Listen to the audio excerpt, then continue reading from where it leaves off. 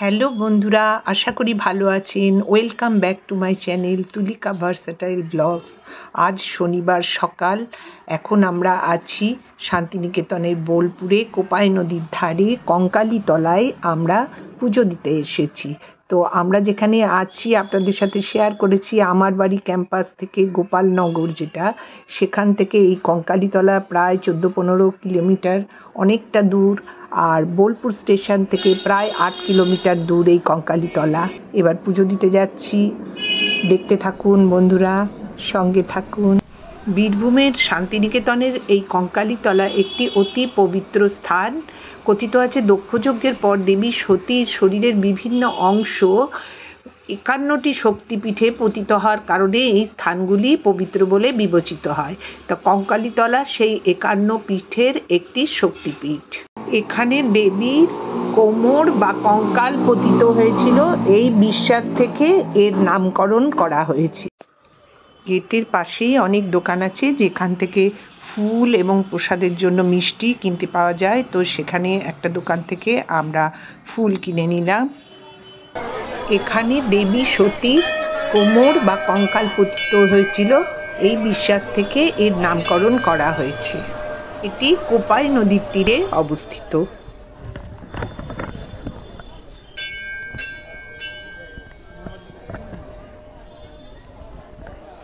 বেশ ভিড়, দীর্ঘ লাইন। তবে অনেকে বলছে আজ শনিবার বলে বেশি ভিড় হয়েছে। দর্শনের জন্য কোনো লাইন নেই, কিন্তু পুজো দিতে হলে লাইন দিয়ে পুজো দিতে হচ্ছে।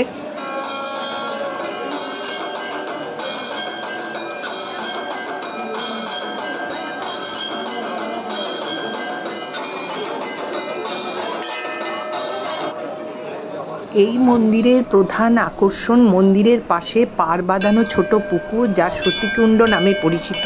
সেটা আমি এরপরেই আপনাদের সাথে শেয়ার করব।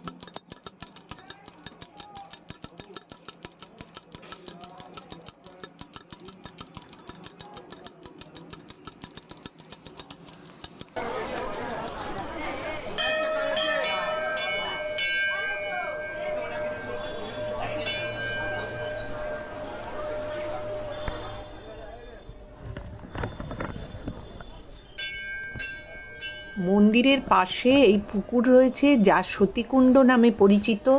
জনশ্রুতি আছে এই কুণ্ডের সঙ্গে কাশীর মণিকর্ণিকা ঘাটের 3টি সুড়ঙ্গ পথ দ্বারা সংযোগ রয়েছে।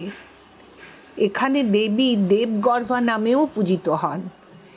এখানে কোনো বিগ্রহ নেই, কেবল দেবী কঙ্কালীর ছবি পূজিত হয়। এই সতীকুণ্ড বা পুকুরের জল সাধারণত শুকিয়ে যায় না, তবে প্রতি 19-20 ইয়ার্স পর পর শুকিয়ে যায় এবং একই সময়ে কাশীর মণিকর্ণিকা ঘাট বন্ধ হয়ে যায়। পূজা পার্বণের পর আবার জল ভরে যায়, এমন বিশ্বাস প্রচলিত আছে। বিশ্বাস, কঙ্কালীতলায় কুণ্ডের ঈশান কোণে দেবী সতীর কাঁখাল নিমজ্জিত আছে, অর্থাৎ কোমর নিমজ্জিত আছে। বন্ধুরা, ভিডিওটা ভালো লাগলে প্লিজ শেয়ার করবেন, লাইক করবেন ও কমেন্ট করতে ভুলবেন না। যারা আমার চ্যানেল এখনও সাবস্ক্রাইব করেননি তাদের কাছে অনুরোধ, চ্যানেলটা ভালো লাগলে সাবস্ক্রাইব করবেন পরবর্তী ভিডিওগুলো দেখার জন্য। নেক্সট ভিডিওতে সোনাঝুরির হাট আপনাদের সাথে শেয়ার করব। থ্যাংক ইউ ফর ওয়াচিং, ভালো থাকবেন। এখানে একটা প্রাচীন গাছে ঢিল বেঁধে দর্শনার্থীরা মা কঙ্কালীর কাছে তাদের মনস্কামনা পূরণের জন্য প্রার্থনা করে। কঙ্কালীতলায় মায়ের মন্দিরে ঢুকতে গেটের ডান দিকে অনেক দোকানপাট আছে, যেগুলোতে এবং বিভিন্ন রকম ঠাকুরের ফটো ও মেয়েদের ব্যাগ তারপরে সাজগোজের জিনিস, জামা কাপড় অনেক কিছুই বিক্রি হচ্ছে, সেগুলোও আপনাদের সাথে একটু শেয়ার করে দিই।